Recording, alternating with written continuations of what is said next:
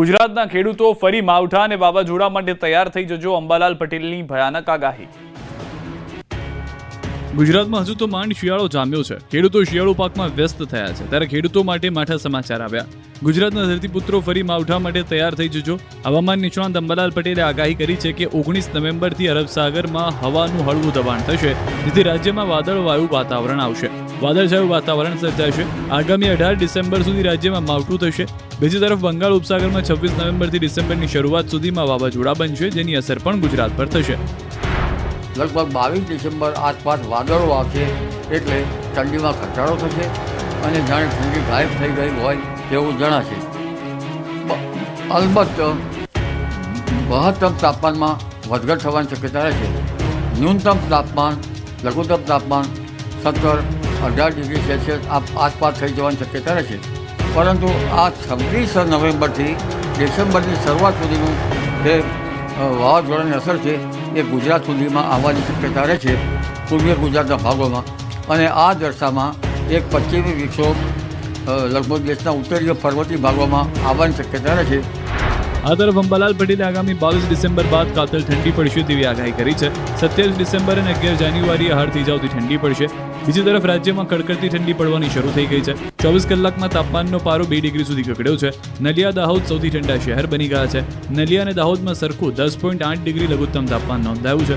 મોટાભાગના જિલ્લાઓમાં લઘુત્તમ તાપમાન 15 ડિગ્રીથી નીચે જતું રહ્યું છે। જૂનાગઢમાં સહાય માટેનું સર્વર ડાઉન થતા ખેડૂતો ફરી હેરાન। હવે એ સર્વર ડાઉન થાય તો એમાં કરે હું એ બિચારા એમને દબાવ્યા કરે કે ભાઈ નથી આવ્યા। તો અમે અહીંયા કાલના બેઠા છીએ, તો અમારું સર્વર ડાઉન જ છે, એ હાલતું જ નથી। તો અમે કાલે આવ્યા હતા, લાઈનમાં ઊભા હતા, આજે આવ્યા હતા, હજી ચાલુ નથી થયું। તો એના માટે શું કરવું અમારે? સરકારશ્રીએ એ સર્વર ડાઉન છે એના માટેના થોડાક ખેડૂત પ્રત્યેનું સારું વલણ અપનાવીને એના ખરેખર જે ઉપાય થાય એ ઉપાય શોધીને એ ઝડપથી કાર્યવાહી થાય એવા પ્રયત્ન કરવા જોઈએ। પહેલા ખેડૂતો ખાતરની માટીની લાઈનમાં ઊભા રહીને થાક્યા, પછી માવઠાથી કંટાળ્યા। હવે સહાયના સર્વરના ધાંધિયાથી ખેડૂતો ત્રાહિમામ પોકારી ઉઠ્યા। કમોસમી વરસાદને કારણે ખેડૂતોને થયેલા નુકસાન માટે સરકાર દ્વારા સહાયની જાહેરાત કરવામાં આવી અને સહાય માટેના ફોર્મ ભરવાની પ્રક્રિયા શરૂ થઈ ચૂકી। રાજ્યભરમાં સહાય માટે ખેડૂતો ફોર્મ ભરી રહ્યા છે। જૂનાગઢ પંથકના ખેડૂતો પણ કામ ધંધા મૂકીને ગ્રામ પંચાયત કચેરીએ સહાય માટેના ફોર્મ ભરવા ધક્કા ખાઈ રહ્યા છે, પરંતુ ઓનલાઈન ફોર્મ ભરવાનું સર્વર બંધ થઈ જતા ખેડૂતોને ધક્કા ખાવા પડી રહ્યા છે। સિસ્ટમ અને સર્વર ડાઉન થઈ જતા વારંવાર ખેડૂતોને મુશ્કેલીનો સામનો કરવો પડી રહ્યો છે। 2 દિવસ સુધી લાઈનમાં ઊભા રહેવા છતાં મેંદરડા તાલુકાના ખડપીપળી ગામના ખેડૂતોની નોંધણી થઈ નથી રહી। દિવસભર બેસીને પણ 5-6 અરજીઓ જ અપલોડ થાય છે। આ રીતે ચાલશે તો સહાય વગર ખેડૂતો રહી જશે તેવો ભય સતાવી રહ્યો છે। સર્વર સતત ચાલુ રહે તેવી સરકાર પાસે માંગ કરવામાં આવી રહી છે। બીજી તરફ જૂનાગઢ જિલ્લા ખેતીવાડી અધિકારીનો દાવો છે, બધે આવી ખામી નથી। થોડાક સમય પૂરતો એવો પ્રશ્ન ઉપસ્થિત હોય પાછું ચાલુ થઈ જાય છે, એટલે અરજીઓ તો સતત થતી રહે છે। એટલે હાલ બીજો કોઈ પ્રશ્ન અત્યારે એટલા બધા અમને મળતા નથી કે બધે જ બંધ થઈ ગયું। 1200થી વધુ ખેડૂતોને હેક્ટર દીઠ 11,000 સહાય આપી દિનેશ કુંભાણીએ જૂનાગઢના બાદલપુર વતનનું ઋણ ચૂકવ્યું। 4 ગામના 1,200થી વધુ ખેડૂતોને હેક્ટર દીઠ 11,000ની સહાય ચૂકવી ઉદ્યોગપતિ દિનેશ કુંભાણીએ પોતાના વતન બાદલપુરનું ઋણ ચૂકવ્યું।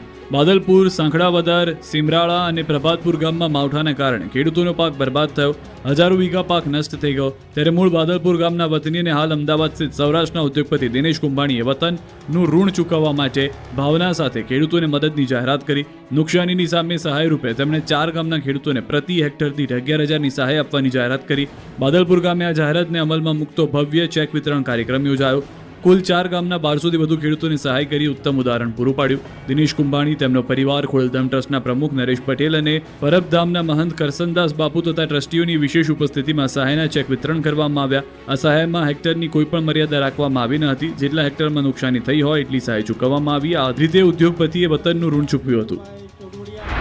અમારા ગામના ઉદ્યોગપતિ શ્રી દિનેશભાઈ કુંભાણી, જે અમારા ગામમાં મોટો થયેલો છે અને આ ગામનું રતન છે, અને એમને આ ગામ પ્રત્યેનું ઋણ અદા કરવા બાદલપુર સહિત આજુબાજુના પ્રભાતપુર, સાંકળા અને સેમરાળા આ 4 ગામના તમામ ખેડૂતોને હેક્ટર દીઠ 11,000 રૂપિયાની સહાય કરેલ છે, જેને લઈને ખેડૂતોને બહુ સારી એવી રાહત મળી છે।